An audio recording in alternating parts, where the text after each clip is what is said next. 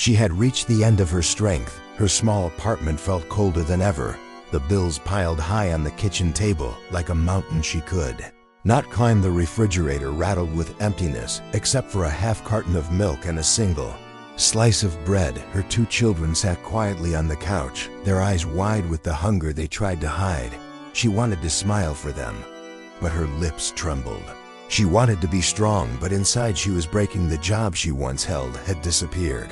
With the companies downsizing, her applications for new work had been ignored or politely rejected, and the little money she earned cleaning houses was never enough. Each day was a battle against shame, fear, and the gnawing question of how long she could keep going without breaking completely. She thought about the people who passed her in the grocery store with carts full of food, laughing, talking, choosing things without counting the cost.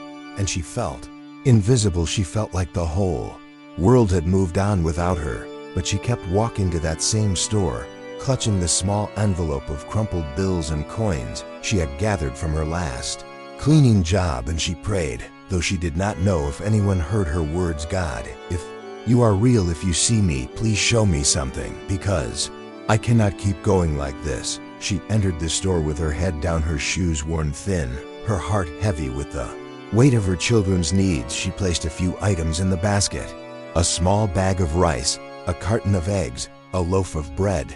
She counted every cent in her head, praying it would be enough. When she reached the checkout, her hands shook as she handed the cashier the money. She felt the heat of shame burning on her cheeks when the coins spilled and rolled across the counter, but the cashier only smiled gently and helped gather them. No words of pity, just quiet kindness. And when the receipt printed and the bag was placed in her hand, she murmured, "Thank you," though her throat was tight. She walked home slowly, her children running ahead, laughing at something she could not quite hear. Her mind was too full of worry, her body too tired. But when she reached the apartment and set the bag on the table, something slipped out from between the bread and the eggs. A folded scrap of paper. She frowned, picked it up, her fingers brushing the rough edge as if it had been torn. Quickly from somewhere she opened it, expecting maybe a lost shopping list, but instead she saw words written in careful handwriting. "Do not be afraid, for I am with you." Isaiah 41:10. Her eyes froze on the verse, her breath caught in her chest. She read it again and again until the letters blurred through her tears. "Do not be afraid, for I am with you." She sank into the chair, the bag forgotten, the rice, the bread, the eggs, all waiting. While her soul trembled, she felt the walls of despair that had closed in around her crack. Just slightly she felt warmth stir in her chest where coldness had lived for so long. She thought about how unlikely it was this little note had found its way into her bag, perhaps left by a stranger who would never know its impact, perhaps placed by God Himself through unseen hands. She looked at her children, who were laughing in the other room, and for the first time in months, she did not feel entirely alone. She pressed the note to her chest, as if it could hold her together.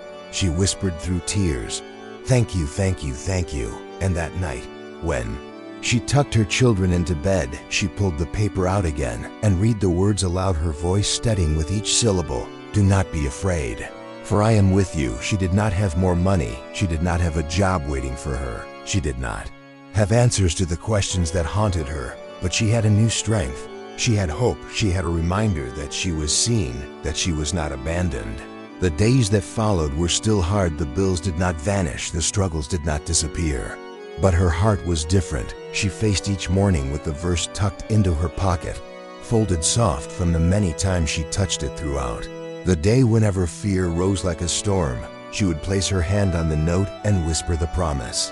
Until calm returned, she found courage to keep applying for jobs. She found courage to ask a neighbor for help with childcare. She found courage to smile at her children without faking it. And then one afternoon the phone rang. A local diner needed an extra set of hands. Could she come into work? That very evening, she almost dropped the phone. Her knees shook with relief. She whispered a silent prayer of gratitude. And when she arrived at the diner, the manager greeted her, kindly trained her patiently, and told her she would be paid weekly. It was not much, but it was enough to keep the lights on, enough to buy food, enough to keep her family afloat. She knew it was not coincidence. She knew the note had been the spark that kept her moving forward when she might have collapsed. She returned home that night, exhausted but glowing with a joy. Her children noticed. They clung to her arms, asking why she was smiling so much, and she simply told them, "God is with us." She taped the note to the wall above the kitchen table where the bills still sat, but now they seemed smaller, less powerful. Whenever doubt came, she looked at the words and remembered the moment she first found them in that grocery bag. She told herself that even in the smallest details, God can speak. Even in the ordinary, He can break through with extraordinary love. She began to share her story with others, a friend at the diner, a neighbor in the hallway. She showed them the note, and each person would pause, their eyes softening as if the verse reached into their own hidden pain. She realized the note was not just for her, it was for anyone who needed to remember that they were not forgotten. Her life was not suddenly easy. There were still days of struggle, still moments of fear, but she never again felt abandoned. She carried the truth in her heart and on that small piece of paper that had once been folded in the bottom of a grocery bag, and every time she read it, she felt the presence of God wrapping around her like a shelter in the storm. She remembered one night lying awake, listening to the sound of rain on the roof, the leaks dripping into buckets around the room, her mind racing with how to pay rent, when suddenly her eyes drifted to the note taped on the wall. The words glowed in the faint streetlight, filtering through the blinds. "Do not be afraid, for I am with you." And her heart calmed. She drifted into the deepest sleep she had known in months. She remembered the day her older child came home from school in tears because another student had mocked his worn shoes.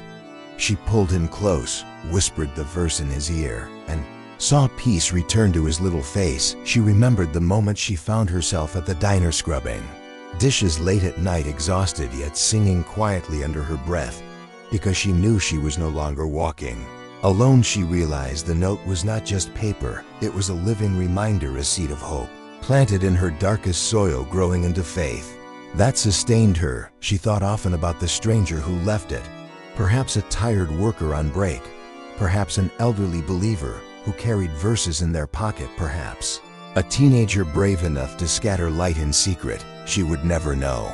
But she prayed for them. She prayed that God would bless them abundantly for being His messenger. She prayed that others would also dare to leave such reminders, because she knew one small act could save a soul on the edge. She began to write her own notes, small scraps with verses and words of encouragement. She slipped them into library books, into grocery bags, into waiting rooms, never knowing whose heart might need them, but certain that God would guide them to the right hands. She taught her children to do the same, to speak words of kindness, to smile at strangers, to believe that love multiplies when shared. She knew hardship would never vanish completely, but she also knew joy was possible, even in the middle of it, because she had tasted the sweetness of hope given freely. She would tell her children at bedtime that God always finds a way to reach us, sometimes through thunder, sometimes through whispers, sometimes through a single folded note. She would hold the paper in her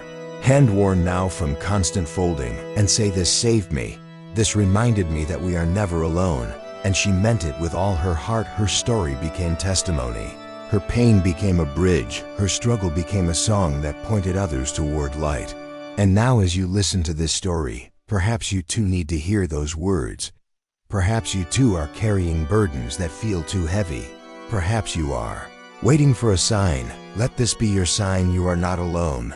God sees you. God loves you. God is with you always, even now, even here.